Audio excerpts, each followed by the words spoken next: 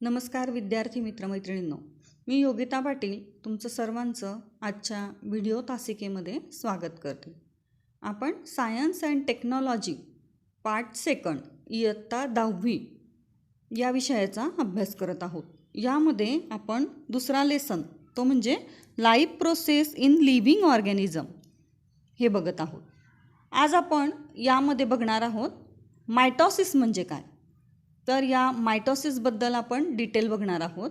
तुम्हाला परीक्षेमध्ये क्वेश्चन येतो, with the help of suitable diagram explain the mitosis in detail, अशा प्रकारचा प्रश्न येतो. तेव्हा स्टेप बाय स्टेप तुम्हाला लिहायचं असतं. आपण आता बघणार आहोत मायटॉसिस जे आहे, तर मायटॉसिसच्या 2 स्टेजेस असतात. There are 2 stages of mitosis. These are karyokinesis आणि सेकंड जी आहे ती आहे सायटोकायनेसिस. कॅरिओकायनेसिस जी आहे तिला न्यूक्लिअर डिव्हिजनसुद्धा म्हणतात आणि सायटोकायनेसिस जी आहे त्याला सायटोप्लाझ्मिक डिव्हिजन म्हणतात. आता आपण एक एक बघणार आहोत. आपण सर्वप्रथम बघू कॅरिओकायनेसिस म्हणजे काय.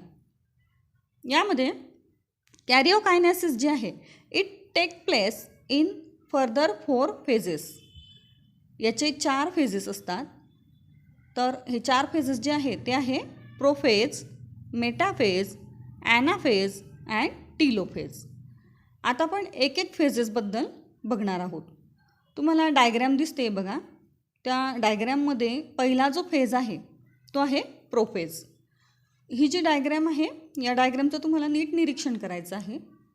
या डायग्रॅममध्ये तुम्हाला आउटर कवरिंग जे दिसतं आहे पहिल्या डायग्रॅममध्ये ते आहे सेल मेम्ब्रेन आणि त्याच्या मध्यभागी जो आहे तो काय आहे न्यूक्लियस. त्या न्यूक्लियस भोवती न्यूक्लिअर मेम्ब्रेन आहे. तुम्ही या डायग्रॅमचं नीट निरीक्षण करायचं आहे, म्हणजे पुढे जे हे प्रोफेज मेटाफेज याच्यामध्ये जी क्रिया घडते ती तुमच्या व्यवस्थित लक्षात येईल. नंतर न्यूक्लियसमध्ये क्रोमोझोम्स, नंतर न्यूक्लिओलस, नंतर न्यूक्लिओलस, क्रोमोझोम्स आणि न्यूक्लिअर मेम्ब्रेन. तर हे 3 घटक बनून न्यूक्लियस बनलेला असतो.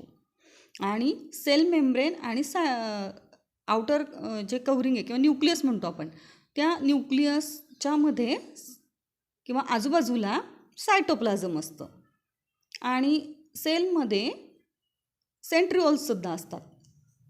तर आपण आता प्रत्यक्ष प्रोफेजमध्ये काय क्रिया घडते ते बघू. तुम्हाला डायग्रॅमचं आता लक्षात आलं असेल. प्रोफेजमध्ये बघा, during prophase condensation of chromosomes start. At that time of condensation the thin and thread like chromosomes start thickening. म्हणजे जेव्हा ही क्रिया घडते प्रोफेजची तेव्हा क्रोमोझोम जो आहे त्याचं कंडेन्सेशन व्हायला लागतं, म्हणजे तो छोटा व्हायला लागतो आणि त्याच्यामुळे तो डार्क होतो, जाड होतो. They are seen with their pair of sister chromatids. तिथे आपल्याला ते दिसायला लागतात. सिस्टर क्रोमॅटिड्स आपल्याला पेअरमध्ये दिसायला लागतात. In animal cells the centrioles are seen to duplicate and move to opposite poles of the cell. म्हणजे ॲनिमल सेलमध्ये जे सेंट्रिओल्स असतात तर त्यांचं डुप्लिकेशन व्हायला लागतं आणि ते सेलमध्ये जे पोल असतात म्हणजे opposite pole of the cell असं ते मूव्ह व्हायला लागतात. आणि तेव्हाच मग काय होतं की न्यूक्लिअर मेम्ब्रेन अँड न्यूक्लिओलस डिसॅपियर. मग त्यावेळेस जे न्यूक्लियसच्या भोवती जे मेम्ब्रेन असतं आणि न्यूक्लिओलस जे आहे तर ते डिसॅपियर व्हायला लागतं.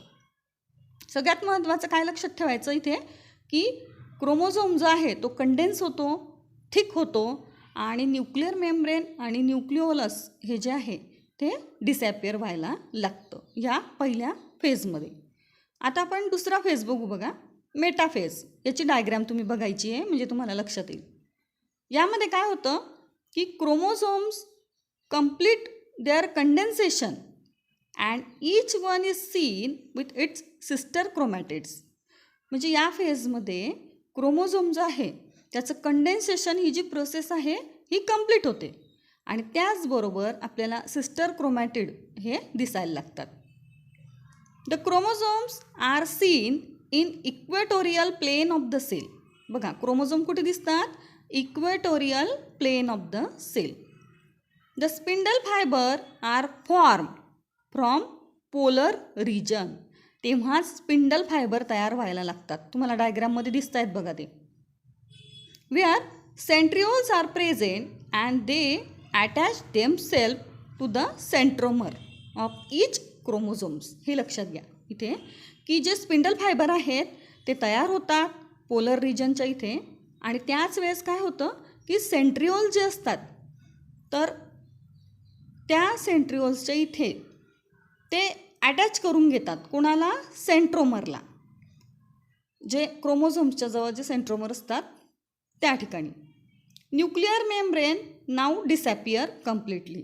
यावेळेस न्यूक्लिअर मेम्ब्रेन जे आहे ते कम्प्लिटली काय होतं? डिसॅपियर होत असतं. तुम्हाला डायग्राममध्ये लक्षात आलं असेल बघा मेटाफेजमध्ये की क्रोमोझोम जे आहे ते इक्वेटोरियलला आले आहेत आणि स्पिंडल फायबर हे सेंट्रिओलला अटॅच झालेले आहेत बघा. पुढचं बघा आता ॲनाफेज. ॲनाफेज जे आहे त्यामध्ये काय घडतं? The centromeres of the chromosome now divide. आता इथे डिव्हायडेशन होतं. कोणाचं? सेंट्रोमरचं. मग त्यांचं डिव्हायडेशन झाल्यावर काय तयार होतं? ते फॉर्म 2 डॉटर क्रोमोझोम्स.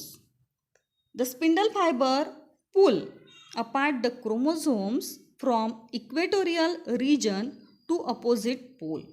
मग त्याच वेळेस स्पिंडल फायबर जे आहे ते काय करतात की क्रोमोझोम जे आहेत म्हणजेच काय? The spindle fibre pull apart the chromosomes from the equatorial region to the opposite pole. Chromosomes moving to the pole appear like bunch of banana.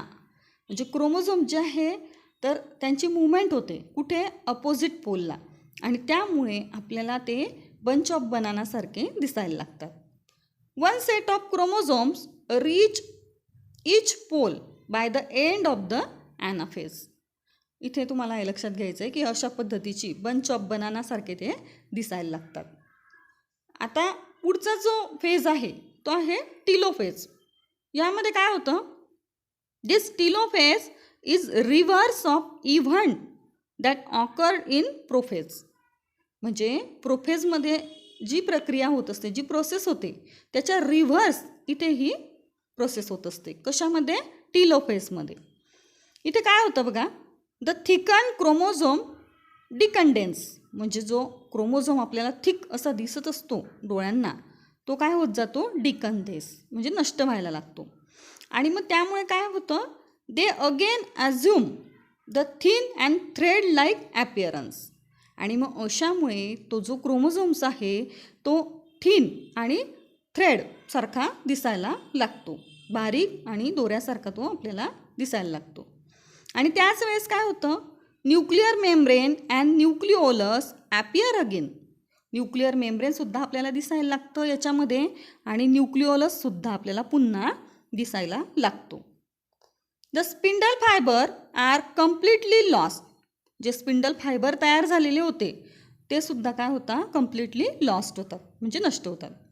The cell look as if it was 2 nuclei in 1 cytoplasm. मग अशामुळे तिथे ती जी cells आहे ती कशी दिसते की 2 न्यूक्लिया आपल्याला तिथे दिसायला लागतात सायटोप्लाझममध्ये. अशा प्रकारे ही जी मायटॉसिस याच्यामध्ये फेजेसमध्ये होत असते, म्हणजे 4 टप्प्यांमध्ये ही घडत असते. दुसरं जे आहे याच्यामध्ये सायटोकायनेसिस, त्याला आपण सायटोप्लाझमिक डिव्हिजन म्हणतो. त्यामध्ये काय घडतं बघा? In animal cell a notch develop.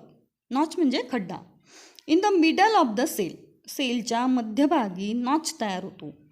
This notch goes on deepening down and later in the cytoplasm divide in 2. हा जो नॉच आहे तो खोल जायला लागतो आणि त्यामुळे काय होतं की जे सायटोप्लाझम आहे ते सुद्धा 2 भागांमध्ये डिवाइड व्हायला लागतं. In plant cell cell plate formation takes place. Plant सेलमध्ये सेल प्लेट तयार व्हायला लागते and then cytokinesis takes place. अशा पद्धतीने इथे सायटोकायनेसिसची प्रोसेस व्हायला लागते किंवा अशा पद्धतीने ही प्रक्रिया घडत असते.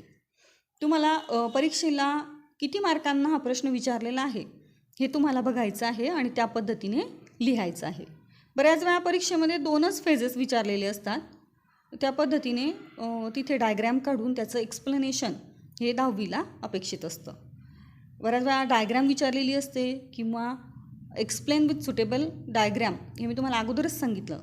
तर ज्या ठिकाणी ज्या पद्धतीने मार्क विचारलेले आहे त्या प्रकारे एक्सप्लेनेशन लिहिणं अपेक्षित असतं. आज आपण इथे थांबणार आहोत. तुम्ही जो दिलेला होमवर्क आहे तो घरी करायचा आहे.